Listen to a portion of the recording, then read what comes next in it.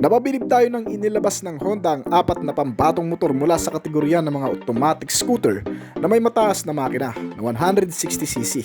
Ang apat na sinasabing CC box sa Yamaha, Suzuki at iba pang mga brand competitor nito. Kaya naman ang ilang mga brand ngayon ay kanya-kanya na rin ang pasabog. Unti-unting ina-upgrade ang mga motor mula sa external hanggang pati sa pangloob na bahagi, kagaya na lamang ng tatalakayin natin. Mga newly designed specs and features na siguradong iyong kabibiliban. Mga motor na matagal na rin sa bansa ngayon na makikilala mo sa bagong anyo at itsura ng mga ito, at yan ang alamin natin kasama ng kabuang presyo nito. Pero bago yun, syempre kung bago ka pa lamang po dito sa akin channel, baka naman kaibigan pwede mo click ang subscribe button pati na ang notification bell para naman ma-update kita palagi sa mga video na gagawin ko pa. Alright, simulan na natin to!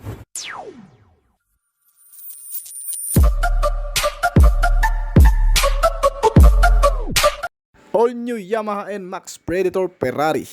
Isa sa mga inaabangang pag-upgrade mula sa Yamaha Motors ay itong Yamaha NMAX, ang pambatong motor mula sa Japanese manufacturer at matagal nang tinatangkilik ng maraming Pilipino. Ang ngayon inilabas sa panibagong pagkakataon na may panibagong itsura sa konsepto ng isang sikat na car brand, ang Ferrari. Pag binanggit ang pangalang Ferrari, malamang isa na kagad sa sumasagi sa isip mo ay ang isang mabilis at mamahaling sasakyan. Pero hindi sa pagkakataong ito, dahil ito ay isang automatic na motorsiklo lang na makikita ngayon sa Yamaha NMAX. Isang scooter na may simpleng machine na magdadala sa iyo sa kahit saang lugar mo manaisin. Mga bagong features kasama ng napaka-premium na attire sa external. Sa harap makikita ang LED type headlamp nito na ipinaris naman sa chunky side panels at muscular front fenders.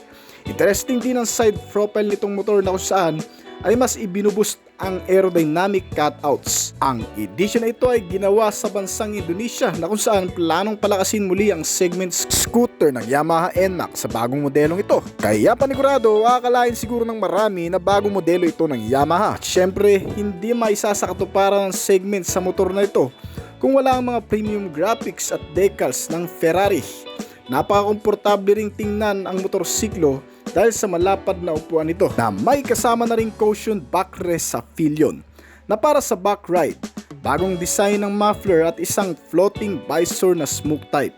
Kasama din ang modified with LED lighting na side mirror nito, pangaragdagan sa visibility lalo na sa madidilim na mga kondisyon. Agmumukhang mamahalin ng motor sa mga bagay na ikinabit dito, kaya ang overall look design nitong motor ay hindi may tatangging napaka-premium at elegante ng datingan ngayon. Itong Yamaha NMAX Predator Ferrari ay equipped sa maxi style scooter na naglalaman din ng mga bagong features, kasama ang pangkaligtasan at pangseguridad. Ang rear tail lamp nito ay naiiba din sa ordinaryong NMAX. Mas ginawang unique at nakahiwalay ang mga turn signal lamps. Naka-LED pa rin ito kaya sobrang liwanag niyan. Meron din itong mga safety features gaya ng traction control system para sa pagpapabuti ng kaligtasan at katatagan ng motorsiklo sa anumang kondisyon ng kalsada. Ito man ay mababato, malulubak at matutubig. Gumagana ito sa pamamagitan ng parehong pag-ikot ng magkabilaang gulong sa harap at likod at pag-minimize ng skid o pagkawala ng grip na sumusuporta sa ligtas na pagmamaneho. Isa sa mga kasama rin sa motor na ito ay ang ABS o Anti-Lock Braking System. Isang sistemang nag-a-unlock sa maigpit na kapit ng brake kapag bigla mo itong nagamit sa hindi naasang pagkakataon. Pagdating naman sa makina, itong Yamaha NMAX Predator Ferrari ay pinapagana ng engine na 155 cubic centimeter displacement, naka single cylinder 4-stroke single overhead camshaft 4 valves at sinamahan pa rin ng blue core at variable valve actuation. Malaking kontribusyon para sa pagpapaganda ng arangkada ng makina at pagpapatipid na rin ng konsumo ng gasolina. Ikinabit ito sa isang fuel supply system na injected type at itong buong mill ng motor ay nakakonekta naman sa isang automatic type na transmission na kaya maglabas ng 15.1 horsepower sa kada 8,000 revolution per minute at 13.9 Nm ng torque naman sa kada 6,500 revolution per minute. Sa pamamagitan ng mga aspetong ito, natutugunan ng mga pangangailangan ng motor gaya ng lakas, bilis at efficient. Kaya naman itong Yamaha NMAX, magmula pa man noon ay hinahangana ng marami, hindi lang sa pagiging mapormang motor kundi maging sa performance, reliability, convenient at comfortable. Itong Predator Ferrari ay may average top speed din ng gaya ng sa ordinary na 125 km/h. Ito ay average pa lamang, depende pa rin yan sa magmamaneho nito. May fuel tank capacity ito na 7.1 liters at kumukonsumo pa rin ng 30 km per liter. Pagdating naman sa ilang pang mga features, binahagian din itong Yamaha NMAX Predator Ferrari ng mga advanced technology gaya ng keyless ignition system. May engine start and stop system o idling stop na tinatawag na tumutulong din sa pagpapatipid ng gasolina. May kasama rin itong charging port para sa iyong lobat na gadget. May smartphone connectivity at Y-Connect system na rin. Sa tulong nito ay malalaman ang kaganapan sa motorsiklo, maintenance recommendation, last parking position at marami pang iba. Dito rin ay makikita mo ang mga notifikasyon na nare-receive ng iyong cellphone sa pamamagitan nitong Y-Connect system na makikita mo na magpa-pop up sa meter panel gauge nito. Ginamitan din ng parehong LCD type instrument cluster. Nagbibigay ng impormasyon sa rider habang nakasakay, mga sign at notifikasyon at pati na rin sa orasan. Ang entire package ng motorsiklong ito ay naglalaman din ng matitibay na chassis, brakes and suspensions gaya ng parehong naka-disc brake sa harap at likod. Naginamitan pa ng front telescopic fork suspension, unit swing dual shock absorber na kung saan nagbibigay ng komportabling biyahe sa pang-araw-araw. Gamit din ang makakapal na klase ng gulong ito na may kabuuang sukat sa front na 110 by 70 R13 at rear tire size naman na 130 by 70 R13. Ito ay makakapit sa madudulas at mga pakurbadang kalsada. Itong Yamaha NMAX Predator Ferrari ay isa pa ring Yamaha NMAX kung tutuusin na inassemble gamit ang mga bagong fairings, cover garnish at ginawa sa custom house ng Indonesia. Ibig sabihin, hindi pa ito ang totoong bagong update ng Yamaha NMAX. Dahil ang totoo na bago man ang anyo, detalye ng buong panlabas na itsura nito, isa pa ring legendary motorcycle scooter ng Yamaha ang nananalaytay sa buong katangian nito. Pagdating sa kabuang sukat, may ground clearance itong motor na 125mm. May bigat ito na 130 kg at seating height na 765mm. Nagkakahalaga ang kabuang presyo nito ng $4,000 na kung i-convert natin sa Philippine peso, ito ay aabot ng hanggang sa 223,440 pesos. May mga bali-balita na may lalabas na raw na 2024 model na Yamaha NMAX pero hindi pa malinaw kung ano ang magiging pinaling itsura nito. Pero gayon pa man, posible pa rin magkaroon nga ng bagong Yamaha NMAX ngayong taon at yan ang aabangan natin. Pangalawa sa bagong update ng Yamaha Motors na ipinagmamalaki rin bilang isang pambato sa pabilisan. Ito rin ang nagdala sa pangalan ng brand sa kasikatan kung saan ipinamalas nito ang pinakamabilis na top speed pagdating sa underbone category, ang Yamaha Sniper 2024 model. Bago pa man matapos ang taong 2023, inilabas na sa bansang Vietnam ang pagpipili ang bagong disenyo ng Yamaha Sniper. May mga bagong specs and features daw na idinagdag dito na kung saan ay inaabangan na rin ng marami na magkaroon nito. At yan ang alamin natin sa bagong Yamaha Sniper 2024 model. Inilaunch na ang bagong commercial video ng motor na ito na kung saan makikita ang mga bagong disenyo, graphic design at estilo ng kabuang external nito. Pero hindi pa sigurado na pagdating sa Pilipinas ay ito rin ang magiging itsura ng bagong Yamaha Sniper. Kasi nga naman kapag inilalabas sa ibang bansa ang bagong modelo, naiiba ang itsura kapag dumating na sa bansa. Kaya naman asahan pa rin natin ang makabagong itsura nito. Siguro surprise yan mga kaibigan. Well, pagdating naman sa kabuang detalye ng makina, ito pa rin ay pinapagana ng subok at mapagkakatiwala ang 155 cubic centimeter displacement capacity nito na naka single cylinder, 4 stroke, 4 valves at may cooling system na liquid cooled type. Naka-single overhead camshaft at chain drive. Ang Yamaha Sniper pagdating sa palakasan ay hindi mo rin talaga mai-small. Subukat mapagkakatiwalaan na ito ng maraming rider na sumasabak sa pinakamabilisang biyahe sa Pilipinas, na kung saan ay madalas din ikinukumpara sa ilang underbone type category na kakumpetensya nito dito sa bansa, gaya ng Suzuki Raider, Honda Supra GTR at marami pang iba. Pero suma total, wala pa rin namang malinaw sa ngayon kung sino talaga ang maghahari ngayong taon. Sa panibagong update itong Yamaha Sniper, binago raw ang kabuang detalye ng makina. Mas pinagang ito kumpara sa dati at yan ang alamin natin siguro pagkarating na nga nito. Ito ay nakakonekta pa rin naman sa isang manual transmission na may 6-speed variable gear shifting. na kaya mag-produce ng maximum output na 17.8 horsepower sa kada 9,500 revolution per minute. Habang ang maximum torque naman ito ay kayang ilabas ng hanggang sa 14.4 Nm sa kada 8,000 revolution per minute. Ang average top speed nitong motor ay nasa 130 km/h. Pero ang ilan na hindi naniniwala dyan dahil pagdating sa Pilipinas, iba pa rin kapag ang Pilipino lang nakasampa. Well, pag-usapan naman natin ang katipiran nito sa konsumo. Ginamitan ito ng fuel supply system na FI at may fuel tank capacity na 5.4 liters pa rin. Kayang kumonsumo ng hanggang sa 45 km per liter, kaya malayo-layo na rin ang mararating mo niyan. Itong bagong update ng Yamaha Sniper, sumatotal mga kaibigan, pagdating sa external, ang paniguradong mababago dito ay ang style ng graphic design at iba pang mga color combination. Mas pinapogi kumpara sa dati at naglalaman ng bagong features para sa pangkaligtasan, gaya ng anti-lock braking system. Itong Yamaha Sniper 2024 model ay magkakaroon ng anti-lock braking system na equip lang para sa front brake nito. May bago ring hydraulic disc brake na mas pinalaki ang sukat, nasa 267mm 2-piston caliper at mas malakas na stopping force. At tama lang din para magkaroon ng anti-lock braking system. Sama pa sa ilang mga particular features ng modelong ito ay ang pagkakaroon ng assist and slippery clutch na meron na rin sa dati.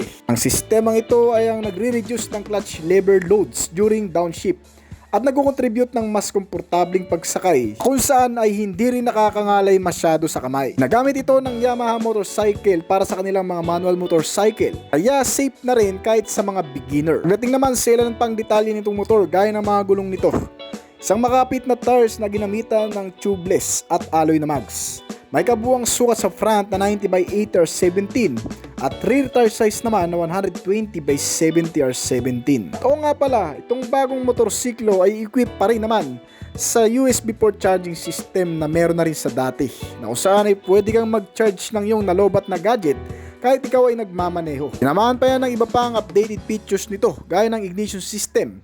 Nakakilis entry na kasi itong bagong Yamaha Sniper na meron na rin naman sa premium variant Yamaha Sniper 2022 model. Isang klase ng sistema na rin na kahit papano ay mas secured kumpara sa mga naka-manual kilang. Kasama na rin dyan ang naka-full LED type na headlamp, maging ang taillight nito maliban sa mga turn signal lamps na naka-bulb type pa. Ang digital instrument cluster naman ito ay nagbibigay ng mas malawak na impormasyon, user-friendly at may malawak na screen. Mga suspensions naman ito ay ginamitan pa rin ng telescopic fork at subok na swing arm suspension sa rear. Ay seating height na 795mm at kayang upuan ng hanggang sa 5'4" ang height.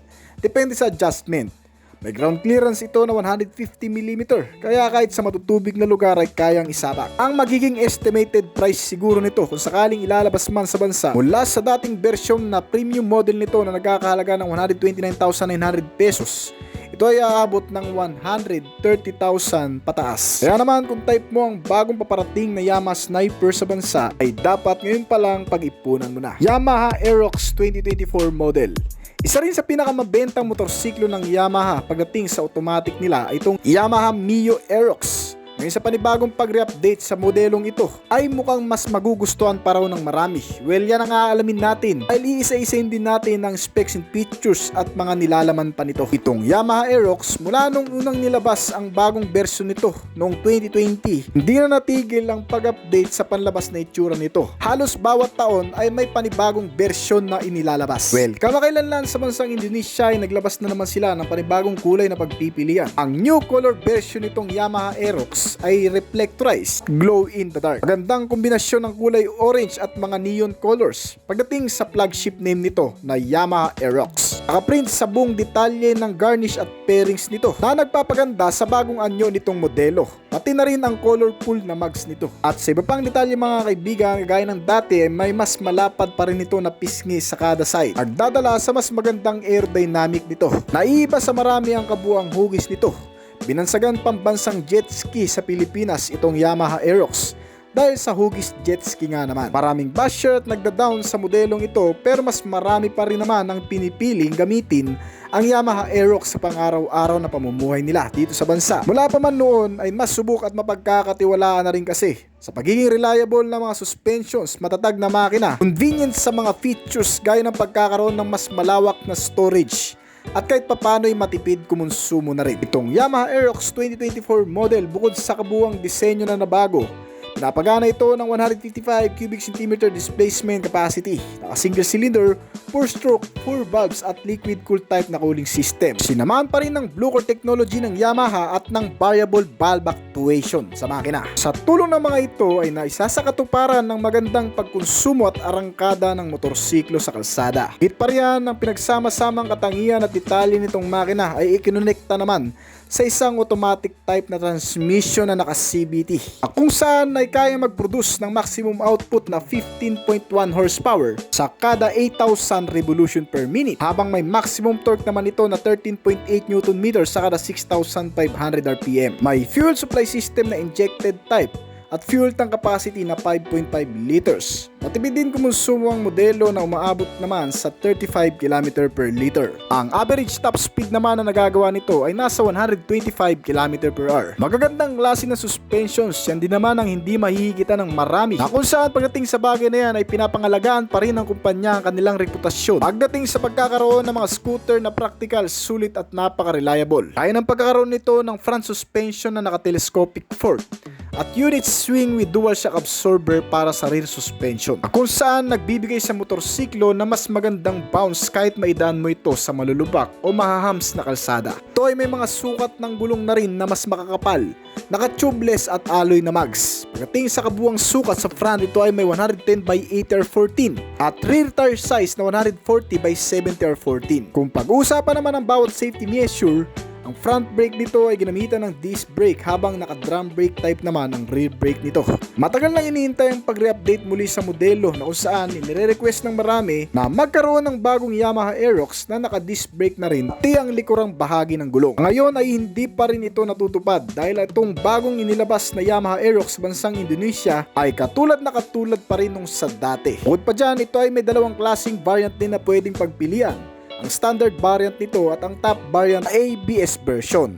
Para sa ABS version mga kaibigan, syempre mas mahal ito kasi nga may ABS o anti-lock braking system na nakasama sa braking procedure, na kung saan sinusuportahan nito ang maayos na paggamit ng brake, lalo na sa mga biglaang pagpapreno. Itong Yamaha Aerox 2024 model, nilagyan pa rin ng mga panibagong features gaya ng charging port system, mga console pocket na lagayan ng maliliit na bagay at isang malaking underseat compartment storage. Nakasyang-kasya naman ang full face helmet at iba pang gamit na mapagkakasya mo dito. At kasama ng iba pang mga external features nito, gaya ng malaking headlight na naka full LED type, may kasamang daytime running light at rear tail lamp na naka LED na rin. Kasama ang instrument meter panel gauge na nagbibigay ng malawak na impormasyon sa rider habang nakasakay dito. Meron din itong smartphone connectivity at Y-Connect system. At isa pa, itong bagong modelo ay meron ding engine stop and start system, isang sistema na tumutulong din sa pagtitipid ng konsumo ng gasolina. Sinamahan rin yan ng engine check warning na kung saan mas madali kang mapapalahanan kung magkakaroon man ng malfunction sa loob ng makina nito. At accessible na key switch function. Pagdating naman sa ignition system, meron itong smart keyless entry at manual key na may shutter lock system for security. Depende pa rin sa variant na pipiliin mo. Ang ilan sa mga bagong update na color ng Yamaha Aerox at sa mga disenyo nito ay inilabas na noong nakarang taon lang. Pero itong bagong kulay nila na para sa premium model ay hindi pa dumarating sa Pilipinas. Itong Yamaha Aerox 155 2024 model ay nagkakahalaga pa rin ng 124,900 pesos sa pinakamababang variant, hanggang sa pinaka-top variant nito na nagkakahalaga naman ng 145,900 pesos. So sa ngayon ay iyan pa lamang po ang mga modelong in-update ni Yamaha pagdating sa kanilang 155cc motorcycle. Kung nagustuhan mo ang topic natin ngayon, baka naman pwede mong i-click ang like button o kaya naman pa-comment ng iyong reaksyon sa ibaba ng video na ito. At kung may mga gusto ko pang malaman na iba pang mga klase ng motorsiklo na dapat natin talakayin, ay pwede mong i-comment yan para magawan din natin. Bago po tayo magtapos ay nais ko po munang magpasalamat sa mga patuloy na sumusuporta, tumatangkilik at nagabang palagi sa mga video na ina-upload natin dito sa ating channel. Ngayon, kung bago ka pa lamang po dito sa aking channel, baka naman kaibigan pwede mo click ang subscribe button pati na ang notification bell para naman ma-update kita palagi sa mga video na i-upload ko pa. At syempre, hintayin ko rin ng opinion at comment mo sa ibaba. Kung may mga katanungan ka tungkol sa video na ito, huwag kang mayang mag-comment kaibigan, upang nang sa ganun ay masagutan ko rin ng mga nais mo pang malaman at makakuha rin ako ng idea mula sa iyo na magagamit ko sa aking mga susunod pang video na gagawin. This is Obis Collection. Thank you!